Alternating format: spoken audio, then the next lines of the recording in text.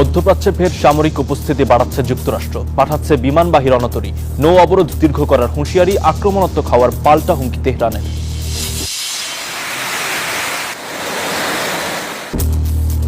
জাপানের রেকর্ড বৃষ্টিতে ৮ জনের প্রাণহানি, নারিতা বিমানবন্দরে ফ্লাইট চলাচল ব্যাহত, ভোগান্তিতে ৭,০০০ যাত্রী, ভয়াবহ দাবানল ও খরায় পড়ছে ইউরোপ। পশ্চিম তীরে ইসরায়েলি বসতি স্থাপনকারীদের তাণ্ডব, চরম আতঙ্কে দিন কাটছে ফিলিস্তিনিদের, নেপথ্যে তেল আবিবের সেনাদের সরাসরি মদদের অভিযোগ। স্বাগত গ্লোবাল টাইমে। বিশ্বের নানা প্রান্তের খবর নিয়ে আপনাদের সঙ্গে আছি আমি আসিফ সামাদ। দেখছিলেন শিরোনামগুলো। মধ্যপ্রাচ্যে নতুন একটি বিমানবাহী রণতরী পাঠাতে যাচ্ছে যুক্তরাষ্ট্র। রণতরীটি এখন মধ্যপ্রাচ্যের পথে। এই পরিস্থিতিতে আরও আক্রমণাত্মক হওয়ার হুমকি দিয়েছে তেহরান। হরমুজ নিয়ে ভুল সিদ্ধান্ত নিলে ওয়াশিংটনকে চড়া মাশুল দিতে হবে বলে হুঁশিয়ারি দিয়েছেন দেশটির পররাষ্ট্রমন্ত্রী আব্বাস আরাকচি। ফের হামলায় উত্তপ্ত হরমুজ প্রণালী, আক্রমণের শিকার আবুধাবির দুটি বাণিজ্যিক জাহাজ। হামলায় ইরান জড়িত এমন অভিযোগ উঠলেও দায় স্বীকার করেনি তেহরান, উল্টো হুঁশিয়ারি দিয়েছে তেহরানের বিধিনিষেধ অমান্য করে হরমুজ পারাপার অসম্ভব। শুধু তাই নয়, ক্ষতবিক্ষত ইরান সর্বোচ্চ শক্তি দিয়ে লড়াইয়ে প্রস্তুত, যে কোনো ষড়যন্ত্র রুখে দিতে আরো আক্রমণাত্মক হওয়ার ইঙ্গিত দিয়েছে আয়াতুল্লাহ মুস্তফা খামেনির দেশ। তার উপদেষ্টা মুহাম্মদ মুকবের সাফ জানিয়েছেন, যুদ্ধ বন্ধে আগের শর্তে ফিরতে হবে ওয়াশিংটনকে। এছাড়া হরমুজ নিয়ে ওয়াশিংটনকে ভুল সিদ্ধান্ত না নিতে সতর্ক করেছেন ইরানি পররাষ্ট্রমন্ত্রী আব্বাস আরাকচি। এমন অবস্থায় মধ্যপ্রাচ্যে নৌ উপস্থিতি বাড়াচ্ছে যুক্তরাষ্ট্র।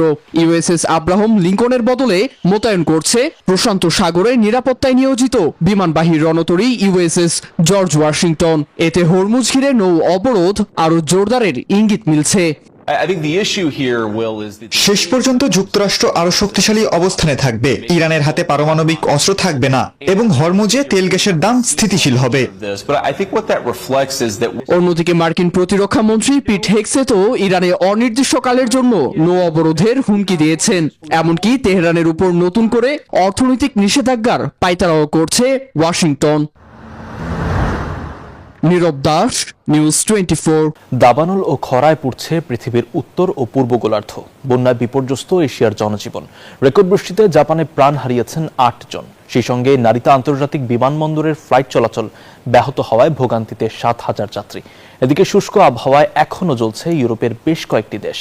পানি সংকটে বন্ধ রোমানিয়ার একমাত্র পারমাণবিক বিদ্যুৎ কেন্দ্র। ভারী বৃষ্টিতে তলিয়ে গেছে মেট্রো স্টেশন, স্কেলেটর বেয়ে পড়ছে পানি। টানা ভারী বৃষ্টিতে বিপর্যস্ত জাপানের টোকিওর পার্শ্ববর্তী চিবা অঞ্চল। ২৪ ঘন্টায় কিছু অঞ্চলে ৩৬০ মিলিমিটারের বেশি বৃষ্টিপাত রেকর্ড করা হয়েছে। তলিয়ে গেছে ওই অঞ্চলের অধিকাংশ সড়ক ও রেলপথ। এরই মধ্যে বেশ কয়েকজনের প্রাণহানির খবরও পাওয়া গেছে। ৪ লাখ বাসিন্দাকে নিরাপদ স্থানে সরিয়ে নেওয়া হয়েছে। বিদ্যুৎহীন হয়ে পড়েছেন ৪৫,০০০ ঘরবাড়ি। এমনকি অঞ্চলটিতে ভূমিধসের সতর্কতাও জারি করেছে আবহাওয়া অফিস। বৃষ্টির প্রভাবে নারিতা আন্তর্জাতিক বিমানবন্দরের ফ্লাইট চলাচল ব্যাহত হয় ভোগান্তিতে ৭,০০০ যাত্রী। বিমানবন্দরেই শুয়ে বসে মানবেতর সময় পার করছেন যাত্রীরা। আমি দেখতে পাচ্ছিলাম জানালা দিয়ে বৃষ্টি পড়ছে, কিন্তু সেটা ঠিক মুষলধারে বৃষ্টি ছিল না। এই পরিস্থিতির মুখোমুখি হব সত্যিই বুঝতে পারিনি। এশিয়ার আরেক দেশ ভারতের আসামে বন্যা পরিস্থিতির কিছুটা উন্নতি হলেও ৪ জেলায় ক্ষতিগ্রস্ত প্রায় ৮০,০০০ মানুষ। ভারী বৃষ্টিতে হিমাচলের উত্তরাঞ্চলে বন্ধ বহু সড়ক। এদিকে ঝড়ের কবলে যুক্তরাষ্ট্রের ইন্ডিয়ানা ও ইলিনয় অঙ্গরাজ্য।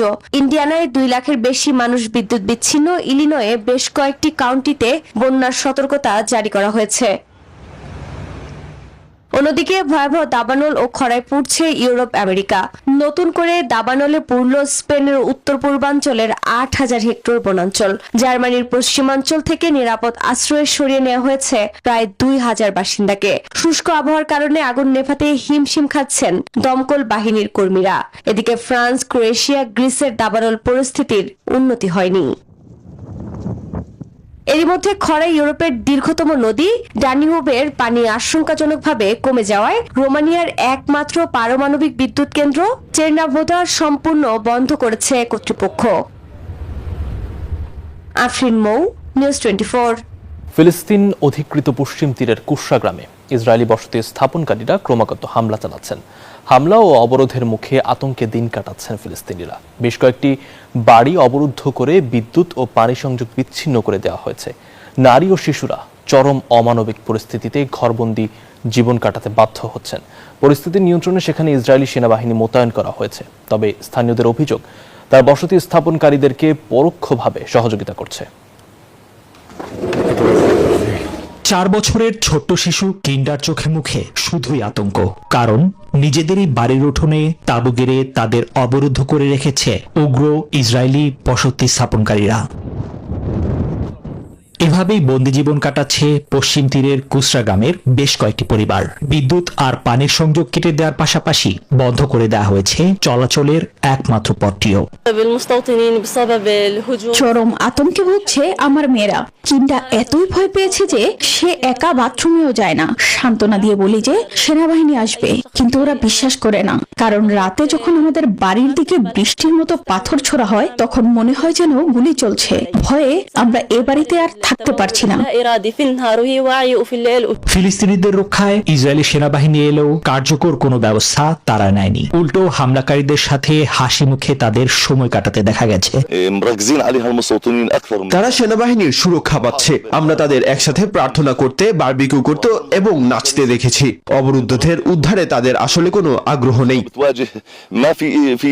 ফিলিস্তিনিদের নিজেদের ভিটামাটি থেকে চিরতরে উৎখাত করতেই দখলদারদের এমন নির্মম কৌশল। ফলে এক চরম অমানবিক বিপর্যয়ের মুখে পড়েছেন এসব সাধারণ মানুষ।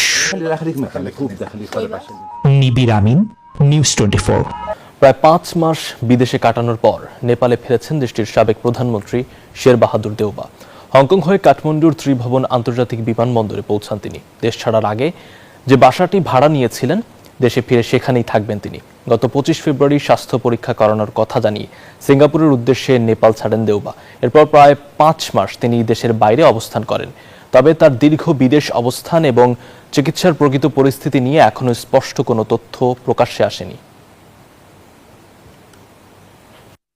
গাড়ি নয়, উড়োজাহাজও নয়, দাঁড়িয়ে থাকা অবস্থাতেই আকাশে উড়বেন মানুষ, এমনই এক stand up man flying vehicle উন্মোচন করা হয়েছে চীনের পূর্বাঞ্চলীয় জেজিয়াং প্রদেশে।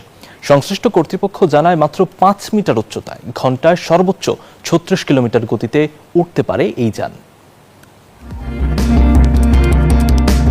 কখনো সারিবদ্ধভাবে, আবার কখনো ভিন্ন দূরত্বে আকাশে উঠছে যান।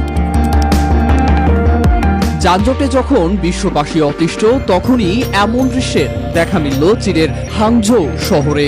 বিশ্বে প্রথমবারের মতো স্ট্যান্ড আপ ম্যান্ড ফ্লাইং ভেহিকল তৈরি করে রীতিমতো তাক লাগিয়ে দিয়েছে চীন।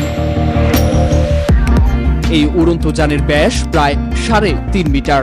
4টি প্রপেলার যুক্ত যানটির উপরের প্ল্যাটফর্মে বসার পরিবর্তে দাঁড়িয়ে নিয়ন্ত্রণ করা যায়। নির্মাতা প্রতিষ্ঠান কুলফ্লায়ারের দাবি, শহুরে পরিবহনের নতুন সম্ভাবনা তৈরি করতে পারে এই প্রযুক্তি।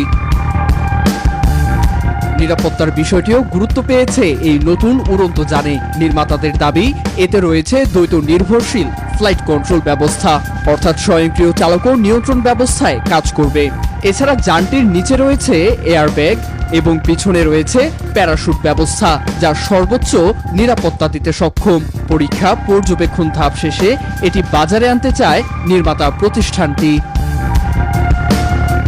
নীরব দাস, নিউজ 24। এ ছিল গ্লোবাল টাইমের সঙ্গে থাকায় ধন্যবাদ।